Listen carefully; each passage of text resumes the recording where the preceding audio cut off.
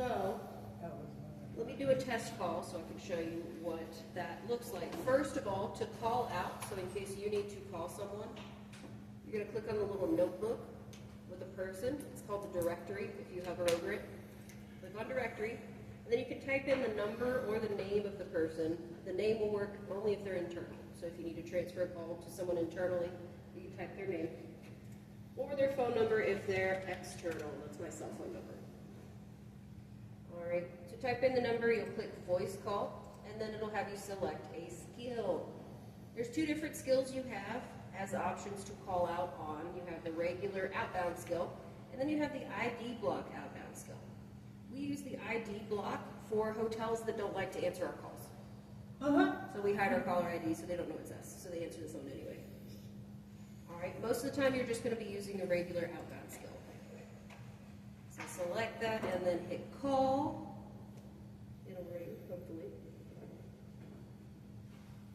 Possibly. Sometime this year. Yeah. Well, it's at the top, it's calling. It's doing something, it's just not actually calling my phone.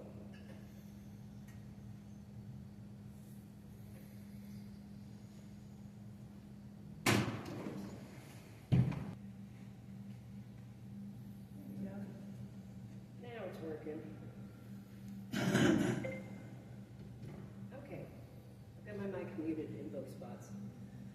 All right, so when you're on an active call, there are some controls that will pop up that aren't usually there.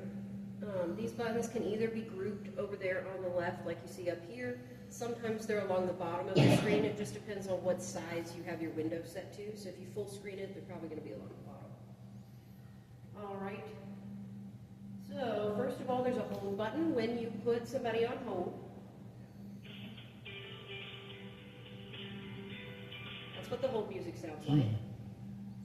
So don't be afraid to do that if there's going to be a long pause. Just make sure you explain and tell them, okay, I'm going to put you on a quick hold before you do that. There's also a mute button. Every headset that you guys are going to have has a mute button on the cord for it. Please don't use that one. Use this one instead. Okay? It's easy to forget about it. Yeah. All right. There's a keypad right here. When you call hotels, usually it'll be like, press 1 for this, press 2 for blah, blah, blah. So that's how you press numbers during the call, is using that keypad right there.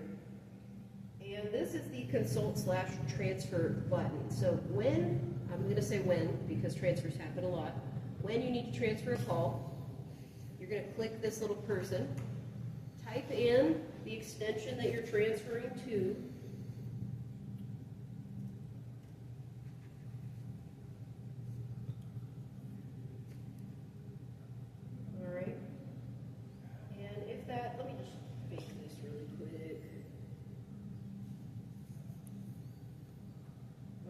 if that extension is available, you'll click the little phone button.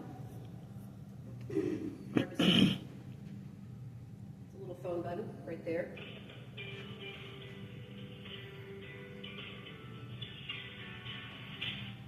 didn't mean to actually click that, my bad. But you'll click the phone button, it will connect you with the extension you're trying to transfer to. You'll speak with that person on the other end, let them know what's going on, and then you'll complete the transfer. There's a button that looks like 2 blue arrows going opposite directions. Just click that, and it'll transfer the call for you. All right.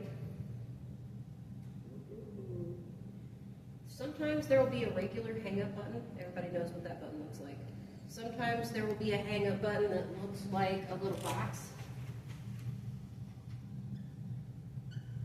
with an arrow going into it, like that.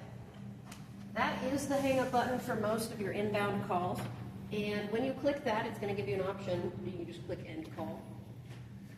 If you have a particularly good call and you want to make sure that that person gets an opportunity to take a survey about your services, you're going to want to click that button before they hang up. So try to be fast about it and click it. If they didn't like you or they were grumpy and you don't want them to have the survey, just wait until they hang up so it won't take them to the survey.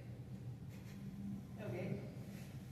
All right. The other thing we have to talk about are dispositions. Whenever a call ends, your status is automatically going to be changed to after call work. I think it's called something else. I don't quite remember what it's called. but your status will change, and it'll pop up with a little pop-up screen that looks like this for your disposition. This is what step 32 was talking about on your new res process, where it's like set the correct call disposition. It's this drop down. All you're doing is just labeling what kind of call it was that you took. So there'll be a bunch of different options, and you just pick the one that best fits. All right, you don't have to put in any notes unless it was a weird call and you want to make sure that you're telling your supervisor this is the one that I want you to look at. Then you can put notes in there. All right, once you save this disposition, it will automatically put you back into available. If you don't want that to happen, which while you're training with me, I want you guys to put yourselves in training rather than going back to available and taking calls back to back so you have some time to breathe.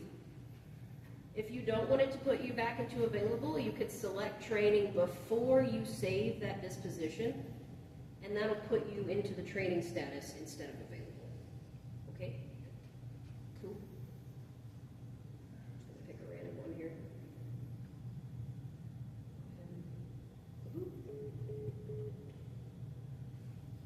Save that. And I selected training before the call ended, so it put me right back into training. Okay? So that's the basics of the phone system. That's all you need to know to be able to use your phone effectively.